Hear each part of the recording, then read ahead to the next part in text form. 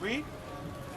In so much that the earth was quiet before him. Listen to what that says. Understand what that's saying. The earth was quiet before him. That means he conquered so many people, nobody wanted to buck on him. Throughout the whole earth, as it was then, nobody wanted to buck on Alexander. He had spies.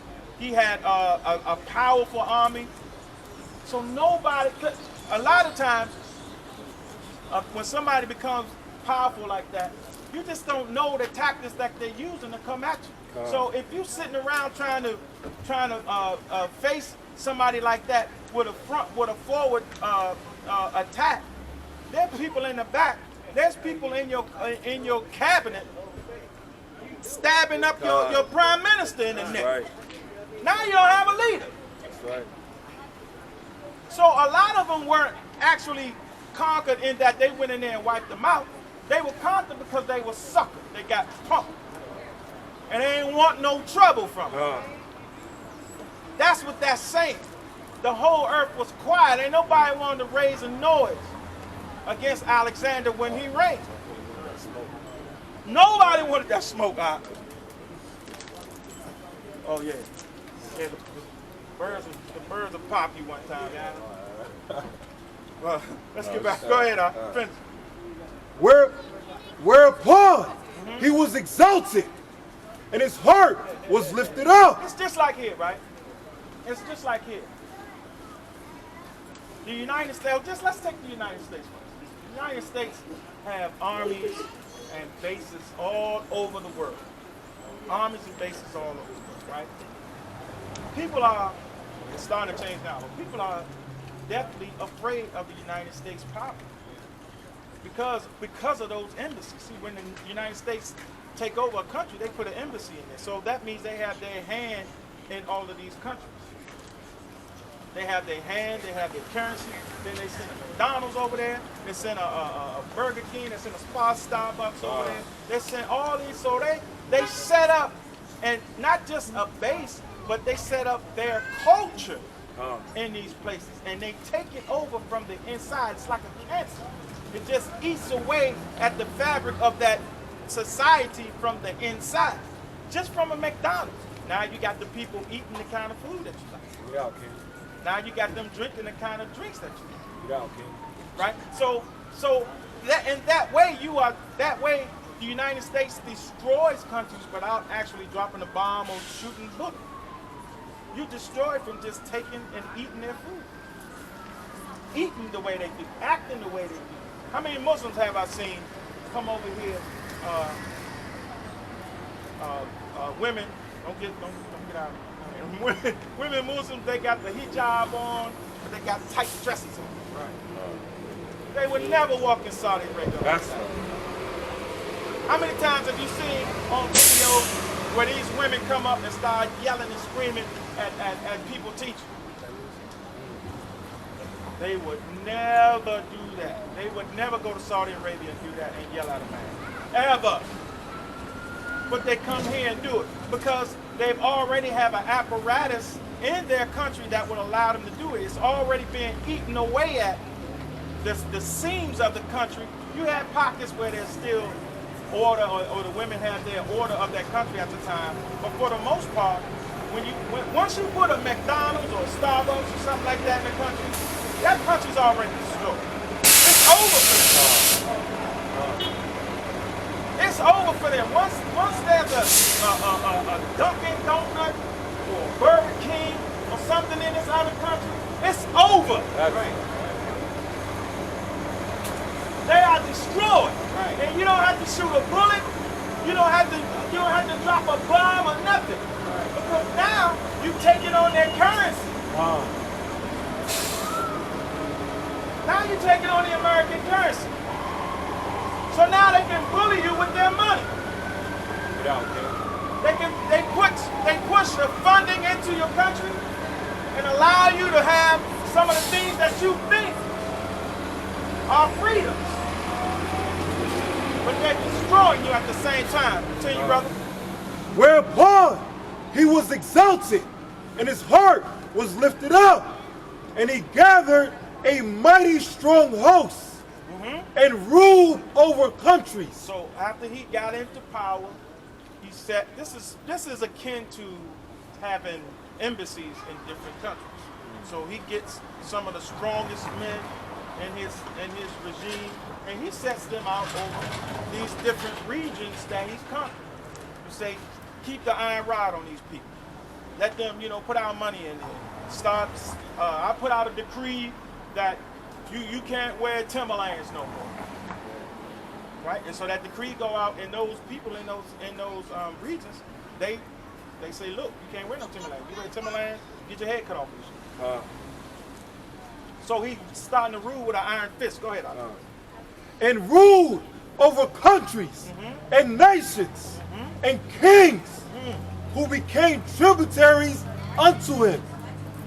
And after these things, he fell sick and perceived that he should die. One thing that happens to a lot of men, a lot of great men that are in power, they get pride. That's not just Esau, but Esau is the absolute extreme of the cases. But a lot of men that get into power, they have so much access to women and to victuals that they get real careless about how they live their own lifestyle. Right. So that's exactly what happened to Alexander. Once you have that kind of power, none of us here can imagine having power over the whole earth. What kings used to do is send out some of their men, some of their eunuchs. What they used to do is send out the eunuchs out to the city and say, hey, look here, go find the finest women in D.C. I want the finest women in D.C. and I want you to bring them to me so I can pick them. In Alexander's case, go get the most handsomest boys in the city and bring them to me. That's what he did. Or the most handsomest young men or babies, bring those to me, and I'm gonna have my way with them. So that's what happens when you are in power over the whole earth. What I'm trying to show you is how crafty the Most High is in giving these people.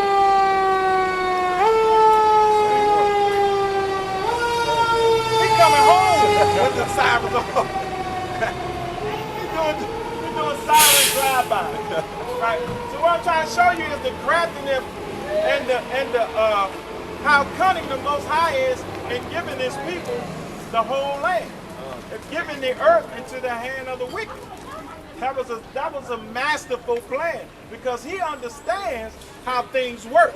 Right. He understands when you put certain men in power, they corrupt themselves, and they bring their own kingdom down through their sin and iniquity. That's what's happening here. So Alexander's getting ready to die of syphilis. I believe he died of syphilis. He probably had more than that. He probably started AIDS. Go ahead, Al. Maccabees chapter 1 verse 6. Wherefore he called his servants, such as were honorable, and had been brought up with him from his youth. So he's dying. So now he's calling these people, he's calling his generals together, telling them he's getting ready to die. All of this is something you can look up. You ain't gotta listen to me, Esau. Go to Google like you always do. That's right. Read. And parted his kingdom among them while he was yet alive. Right. Read. So Alexander reigned 12 years and then died.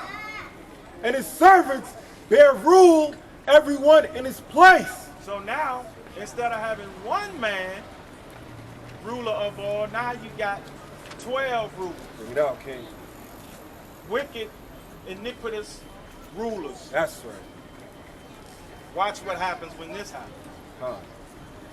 And his servants bear rule everyone in his place. And after his death, they all put crowns upon themselves. So did their sons after them many years. And evils were multiplied in the earth. Stop right there, Al. This is what happens when you put an already evil knucklehead in power and you allow his knuckle, well, the Most High gave this to him. Get out. His knucklehead princes and generals and stuff, they want to be the same way. All of them want the same thing as Alexander wanted. That's right. That's why they put crowns on their head, because all of them wanted to be the head Edomite in charge. They were probably plots to kill one another. You never know. Edomites are great. So there are all these plots on now. They all put crowns on their head, and now they're proclaiming that they're the best. I'm the king around here. Well, what about General Baby Butt Filler? He ain't nobody. I'm the king around here. Right? So that's what happened. So that's why the evil started to multiply. That's right. That's why the evil started to go awry. And this place has started to rot from the inside. That's why we got to get out of here. What we read in Revelations 18:2. This place is a habitation of every foul bird. Because it's rotten from the inside. The people at the top don't care about it. Get out there. So that's my time. I don't want to hog the mic like my brother Yaqataz say. My name is Yaqataz. Shalom. Shalom.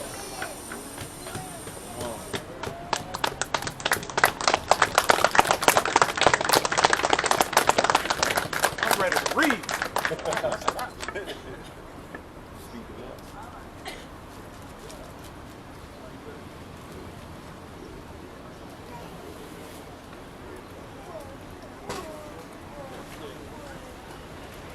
All right, we the Hebrew Israelites.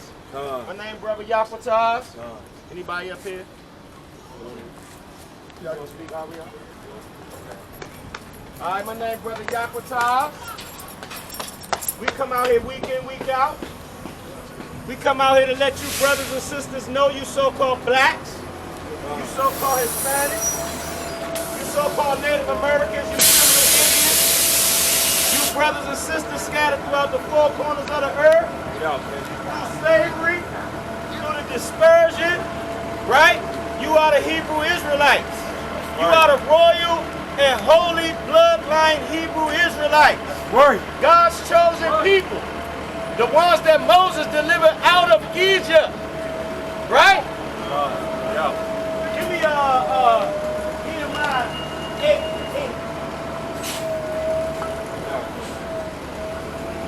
The book of Nehemiah, chapter 8 and verse 8. Get out. So they read the book in the law of God distinctly. What do we do? Read the book in the law of God distinctly. And gave the sense. What we did? Gave the sense. We giving the sense out here, right? Right. Because your pastor not giving you the sense of the book, Slocky King. Your pastor not giving you the basic sense of the book. Read that over again, King. God, this is the book of Nehemiah. Chapter 8 and verse 8. Right. Get out. So they read in the book.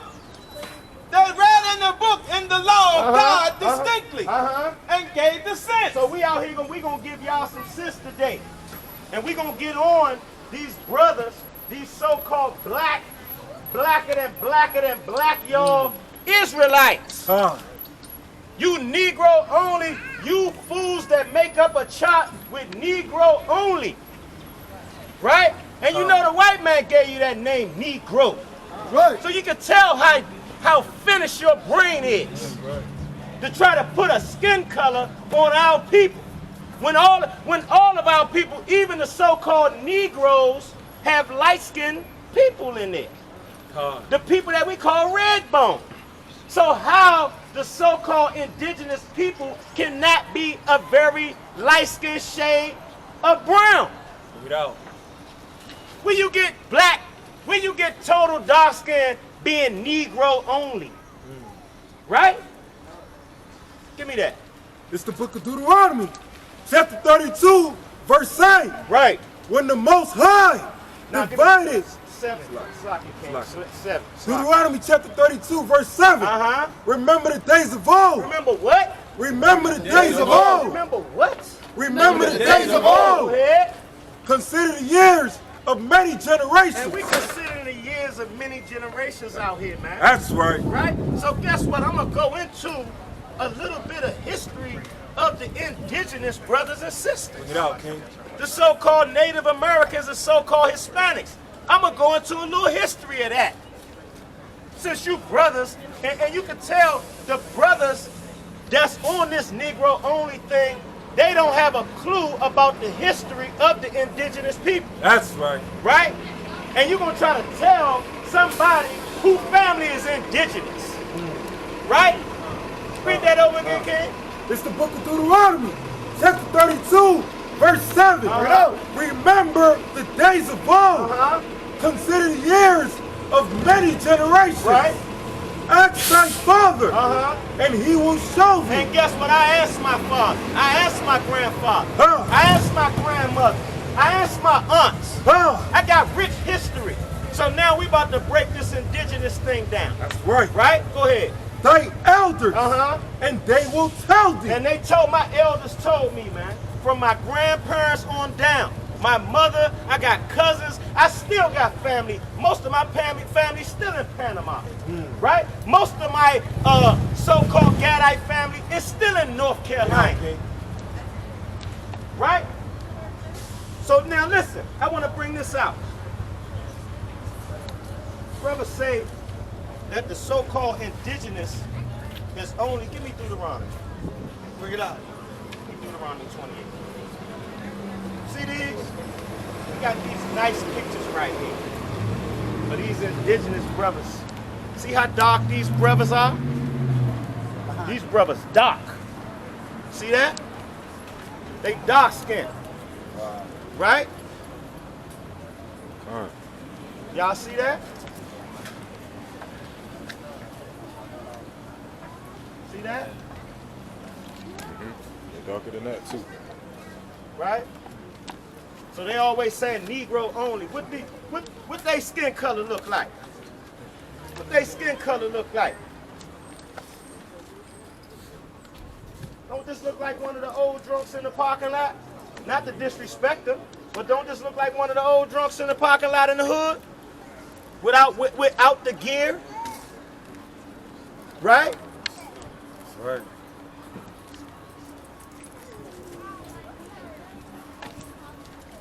Slocky, I'm gonna just take y'all through some pictures real quick, and then I'm gonna get on my point. Bring it out, King. Do your thing. Brothers don't do no research. Negro only, huh? See that? See that? Brothers twisted off of skin color. Right? So now, listen. My point is this. Let me Deuteronomy 28, King.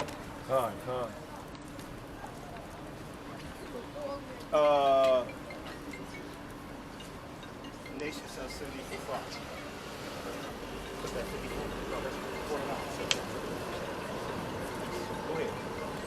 Now see this? I know this is blurry. I brought this out one time before and I never touched on it again. I blew up pictures of my family right here. Everybody in these pictures right here are so-called Gadites, right? Except my grandmother. I have an Edomite grandmother on my mother's side, right? Now let me show y'all something here. See this black guy right here? See how dark that guy is? Check that out. I want everybody to see that. Just check out these people here. Check out their facial features. Right? I want everybody to see that. Now this dark-skinned guy right here, this is my mother's father, my grandfather. And this man escaped from North Carolina at 12 years old. Right? Running from the, the reservation. running from the reservation, right? And he changed his name, he changed his identity. He didn't want to tell us nothing about his past, right? Because of Mr. Conquistador. Now, when you brothers want to get into the so-called indigenous is Negro only, now you speaking to a person, one half of their family is indigenous. All of them. All of them. All one half, including my mother. Right? Give me that, King. It's the book of Deuteronomy, chapter 28 and verse 49. Bring it out. The Lord shall bring a nation against thee from far, from the end of the earth. The Lord shall do what? Bring a nation against thee from far, from the end of the earth. So right now, we talk about the Israelites, but particularly we talk about the northern kingdom. Right? We addressing the folly of what these brothers is talking about the northern kingdom not being our brothers and sisters. Ecclesiastes 10 and 26. Go ahead. As swift as the eagle flies. As swift as what? As the eagle flies. That's why my grandfather ran up here to the north. Because Mr. White Man was persecuting him as swift as the eagle flight. Right?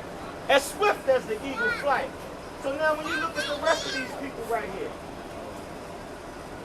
This is my great-great-grandfather. Straight out of slavery on their porch.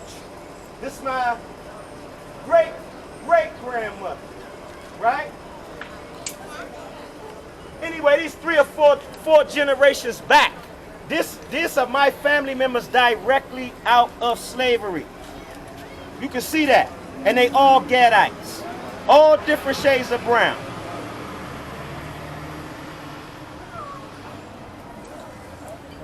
Now this is my grandmother, Edomite. Same person. My uncle, grandmother, Edomite. Born by an Edomite man. This is my great-grandmother, their mother. Gadite. You can look at them and tell their features, they Gad. You can look at them and tell they indigenous. Read that, Manatazah. Go ahead. The Lord shall bring a nation against thee from far, from the end of the earth, as swift as the eagle flies.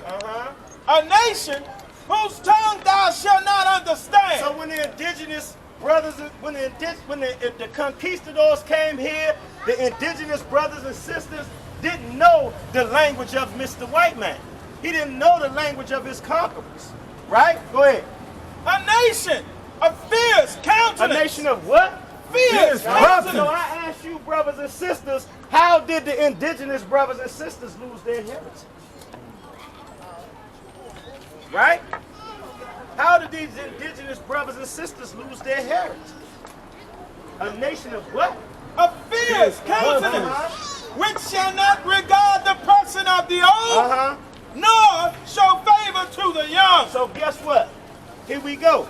We got some light-skinned indigenous brothers and sisters, some babies, right?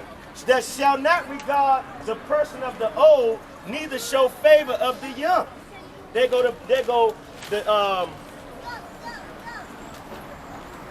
result of those, what you call them, smallpox blankets Manatazak was talking about. And these are the indigenous brothers and sisters that they would deny is Israel because of the skin color. Right? Go ahead. That's it on there. Go ahead, finish on. Come on. Verse 51. And he shall eat the fruit of thy cattle. He shall do what? Eat the fruit of thy cattle. So who that happened to, man? Who is this describing? Since the natives is not Israel. Who cattle got eaten up? As a matter of fact, let me get this back here. See that? That's 11 million buffalo. Esau is standing on a mountain of buffalo skulls. Right? He shall do what, King? Eat the fruit of thy cattle. So Esau slaughtered our buffalo off to starve us out. Right? Go ahead. And the fruit of thy land. And he destroyed the land. Esau destroyed the land, burnt out crops and everything. Go ahead. Until thou be destroyed. So name another people he did that to. Bring it out, okay?